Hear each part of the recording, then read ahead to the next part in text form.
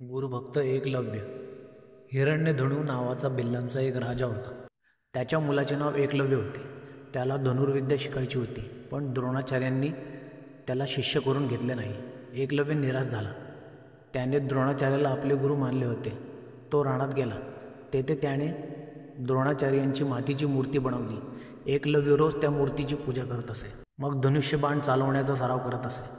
पूर्ण मन लावून त्याने सराव चालू ठेवला। अनेक दिवस गेले। एकलव्य धनुर्विद्येत कुशल झाला। एकदा द्रोणाचार्य कौरव पांडवांसह रानात फिरत होते। त्यांच्याबरोबर एक कुत्रा होता। भटकत भटकत तो कुत्रा एकलव्याजवळ आला व भुंकू लागला। एकलव्याने कुत्र्याच्या तोंडात 7 बाण मारले। कुत्र्याचे भुंकणे थांबले, पण त्याला कुठेही जखम झाली नाही। कुत्रा पळत पळत द्रोणाचार्याकडे आला। त्याच्या तोंडात 7 बाण तसेच होते। द्रोणाचार्य आश्चर्यचकित झाले। ते म्हणाले, कोण आहे हा थोर धनुर्धारी? शोध करता करता द्रोणाचार्य एकलव्यापाशी आले। झाडाखाली आपली मूर्ती पाहून त्यांना नवल वाटले। त्यांनी विचारले, तू कोण आहेस? मी भिल्ल राजपुत्र एकलव्य आहे। तू धनुर्विद्या कोणापाशी शिकलास?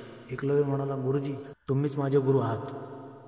द्रोणाचार्य विचारात पडले। अर्जुनापेक्षा कोणी श्रेष्ठ धनुर्धर व्हावा असे त्यांना वाटत नव्हते। द्रोणाचार्य एकलव्याला म्हणाले, मी तुझा गुरु आहे ना, मग मला गुरुदक्षिणा काय देणार आहेस? एकलव्य म्हणाला, आपण मागाल ते मी आनंदाने देईन। द्रोणाचार्य म्हणाले, तू तुझा उजवा अंगठा मला दे। द्रोणाचार्यांनी आपल्याला शिष्य मानले याचाच एकलव्याला आनंद झाला। त्याने आपला उजवा अंगठा तोडला आणि गुरुजींना दिला।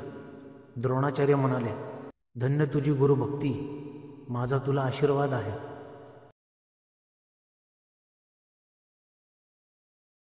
अशा आणखीन व्हिडिओ पाहण्यासाठी आमच्या चॅनलला सबस्क्राईब करा, लाईक करा, कमेंट करा आणि शेअर करा। धन्यवाद।